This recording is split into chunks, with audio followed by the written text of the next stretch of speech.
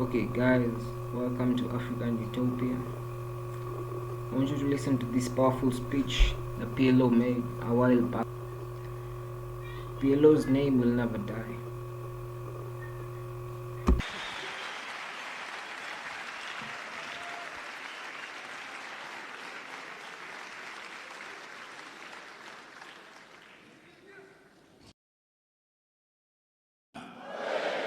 Ngawetu maibuye Afrika. Viva EFF! Viva EFF! Viva EFF! Thank you. 10 years ago,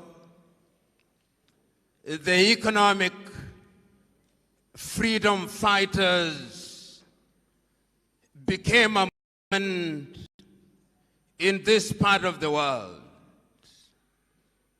10 years ago, our leaders, led by the President and the Commander-in-Chief, Julius Malema, sat down and determined that South Africa must take a different direction. 10 years ago, he put together 8 young men and women who now bestride the South African political terrain like the fabled colossus, organized in different formations, headed by the commissars who are here present, whom I salute, supported by the fighters on the ground, whom I salute, because in the last 10 years, done a great job. In the days when you those who assume we should disappear, but you've refused to disappear. 10 years ago, there are those who thought that you are a passing cloud, you've refused to pass. 10 years ago, there are those who thought that you are mere irritation. You have continued to irritate as you must. 10 years ago, South Africa did not know who you are. Today, they recognize who you are. I am happy to be in this land in the Cape, which as a young man I was taught was the Cape of Good Hope. Good Hope today, and we shall talk about that Cape of Good Hope. I am here and happy to be in the land of great Africans, some of whom are alive and some of whom are long gone. It is not lost on me that this is the land that produced people like Pixley Kaisa Kaseme, whom we know as we should.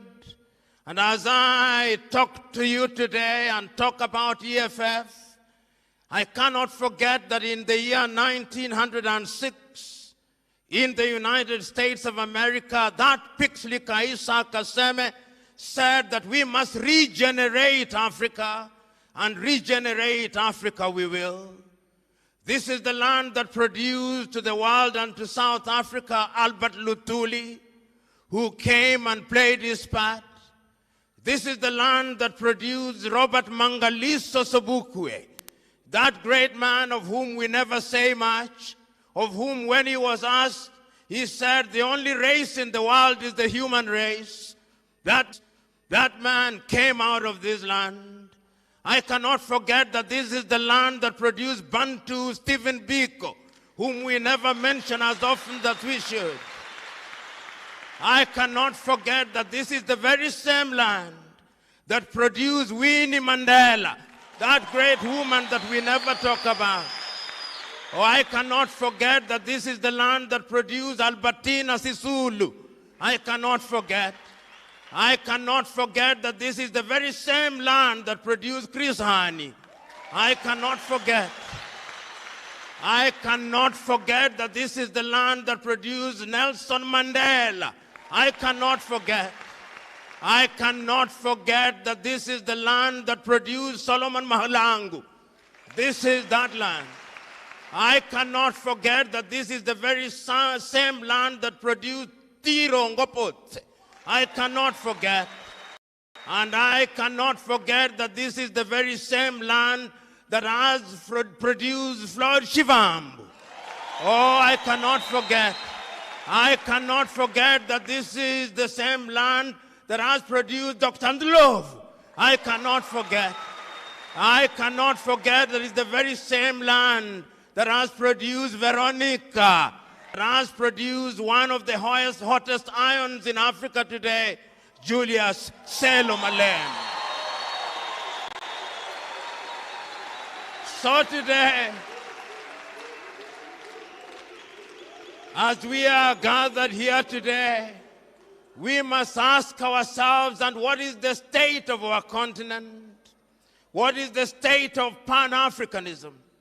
I remember so very vividly in this land, in this South Africa, in this land where one of the greatest crimes ever committed by man was unleashed, the crime of apartheid.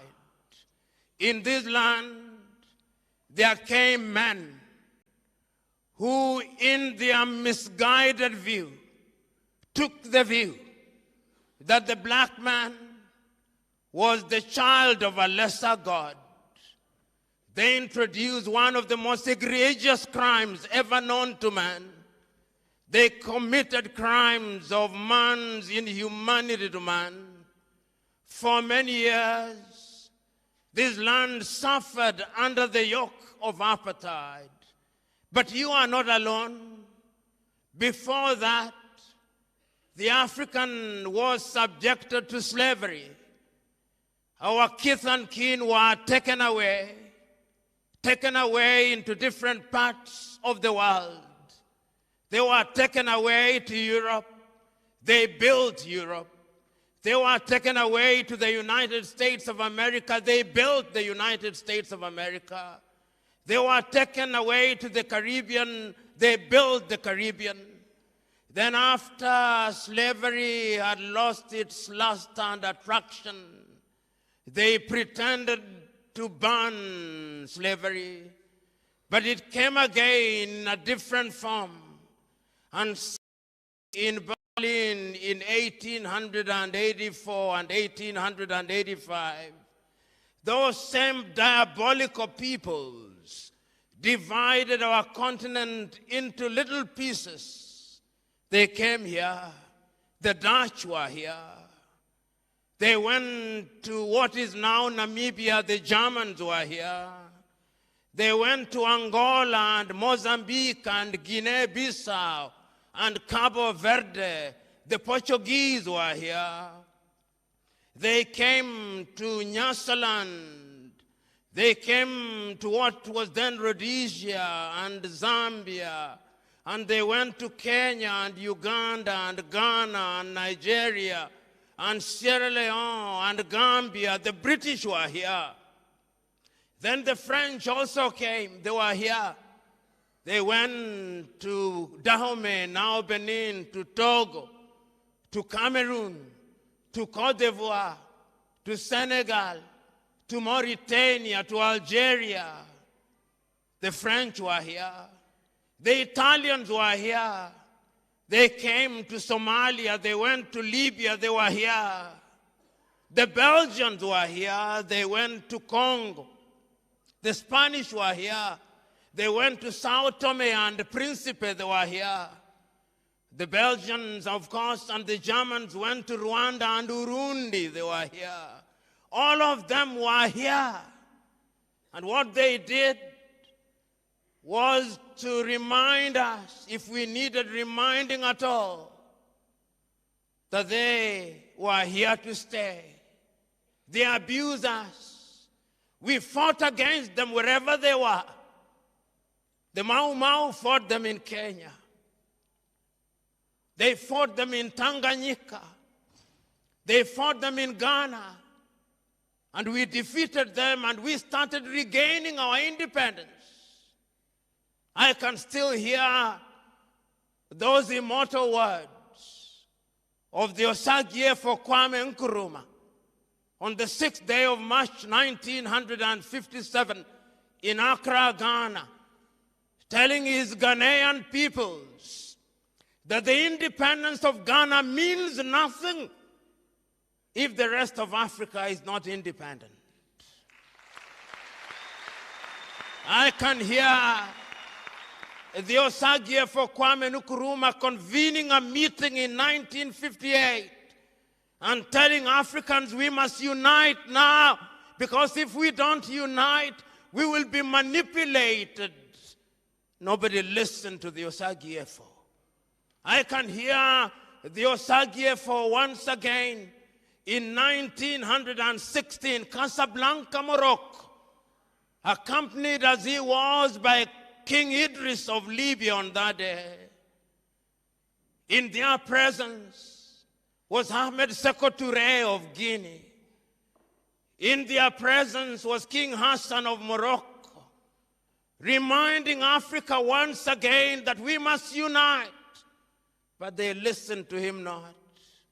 And again, on the 24th day of May 1963 in Addis Ababa, Ethiopia, telling the 32 heads of states gathered in Addis Ababa, we must unite now. We must have one army. We must have one currency. We must have one foreign policy. We must be united.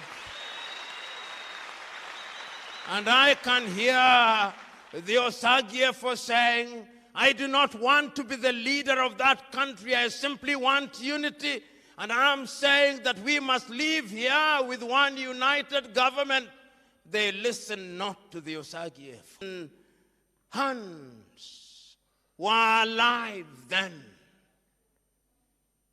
No sooner had we regained political independence, as we were celebrating our new national anthems, as we were celebrating our new flags, as we were celebrating our new mottos and slogans, the neo-colonizer was alive and well.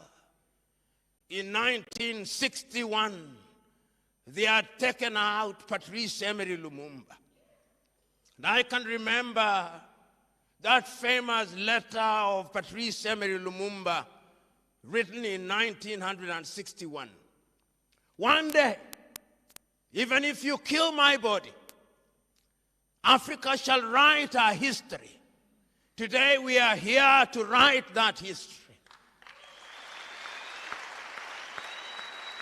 I can hear, even as they took out Patrice Emery Lumumba, and in 1963 they took out Sylvanus Olympio in Togo. I can hear Sylvanus Olympio saying, take me out, but Africa shall not be taken out. I'm here to remind us that Africa shall not be taken out. They did not stop there. In 1966, they took out the Osagyefo Kwame Nkrumah and took him out of power and thought that they had finished the Osagyefo. And I can hear and read the Osagyefo writing from Guinea in Conakry say, Africa shall never be enslaved again. We are here to remind them that we shall never be enslaved again. And they did not stop there. So guys, remember to subscribe and love each other genuinely.